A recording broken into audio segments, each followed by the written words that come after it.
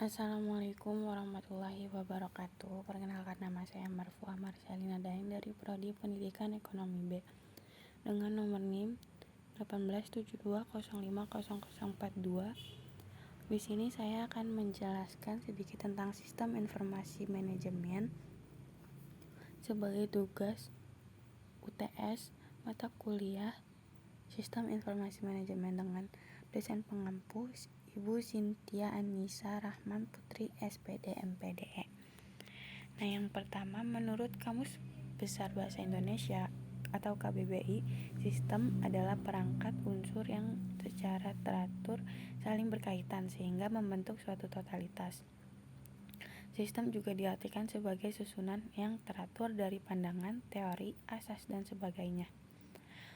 Nah, yang pertama, konsep dasar informasi. Informasi merupakan hasil dari data yang telah diolah menjadi bentuk yang berarti bagi penerimanya dan dapat dimanfaatkan untuk pengambilan keputusan pada saat ini atau mendatang. Intinya, jika kita ingin mendapatkan suatu informasi, maka kita harus mempunyai data yang mendukung. Yang kedua, ada konsep sistem informasi manajemen. Menurut Gordon B. Davis mendefinisikan, SIM adalah sistem manusia atau mesin yang terpadu guna menyajikan informasi untuk mendukung fungsi operasi, manajemen, dan pengambilan keputusan di dalam suatu organisasi. Yang kedua, ada Joseph F. Gilley mengemukakan pendapatnya bahwa SIM adalah perpaduan sumber daya manusia dan sumber daya yang berbasis komputer yang menghasilkan kumpulan penyimpanan, komunikasi, penggunaan data untuk tujuan operasi manajemen yang efisien serta perencanaan bisnis. Yang ketiga, data versus informasi. Data adalah sebagai bahan dasar yang objektif atau relatif di dalam proses penyusunan kebijaksanaan dan keputusan oleh pemimpin organisasi. Kenneth C. Loudon berpendapat bahwa data merupakan sekumpulan basis fakta yang mewakili peristiwa yang terjadi pada organisasi atau pada lingkungan fisik sebelum diolah ke dalam suatu format yang dapat dipahami dan digunakan orang. Informasi adalah data yang sudah dibentuk ke dalam format yang memiliki arti bagi manusia. Jika istilah data dan informasi berbeda, data berupa bahan mentah sehingga perlu diolah dan relatif belum memberikan manfaat bagi penggunanya sehingga perlu diolah lebih lanjut melalui media-media suatu model untuk dihasilkan menjadi suatu informasi yang berguna. Yang keempat, ada manajer dan sistem informasi.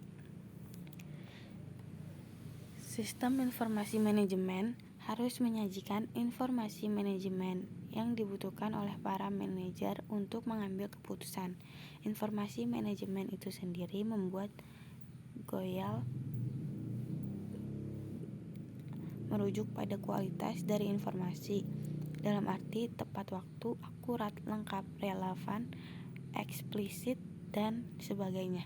Kegiatan manajemen dihubungkan dengan tingkatannya di dalam organisasi. Setiap tingkatan manajemen berbeda dan akan berpengaruh pengolahan informasi karena informasi yang diperlukan akan berbeda bagi setiap tingkatan manajemen. Menurut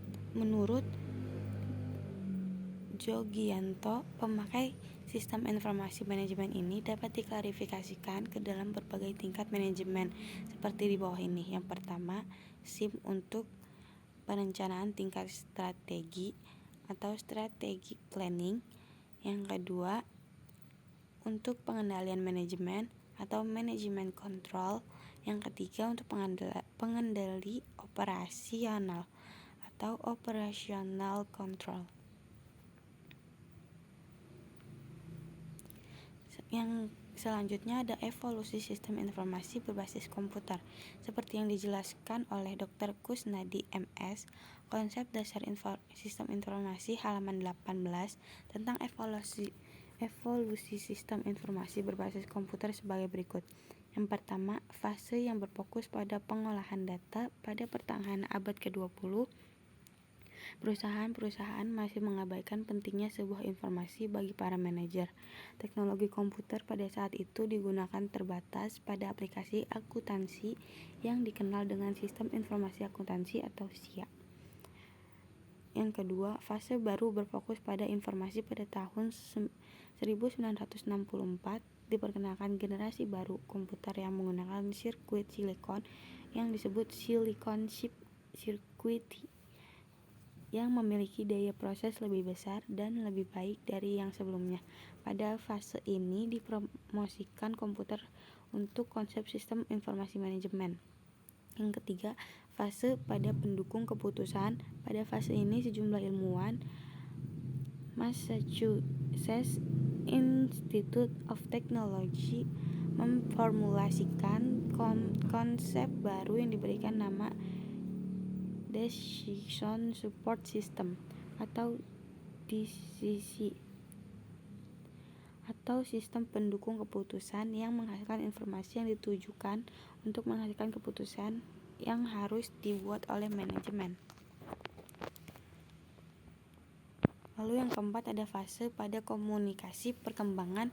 Selanjutnya lahir aplikasi yang disebut otomatis kantor atau office automation yang mampu memberikan fasilitas komunikasi pada manajer. Hal ini memudahkan komunikasi dan produktivitas pada manajer dan pekerja kantor melalui penggunaan alat elektronik. Yang kelima, ada fase potensial.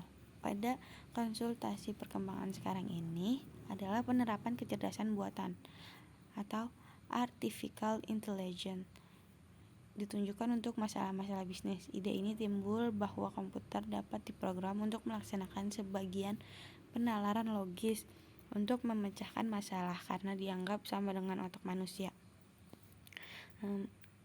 Cukup sekian dari saya. Maaf apabila banyak kekurangan dan kesalahan dalam penjelasan.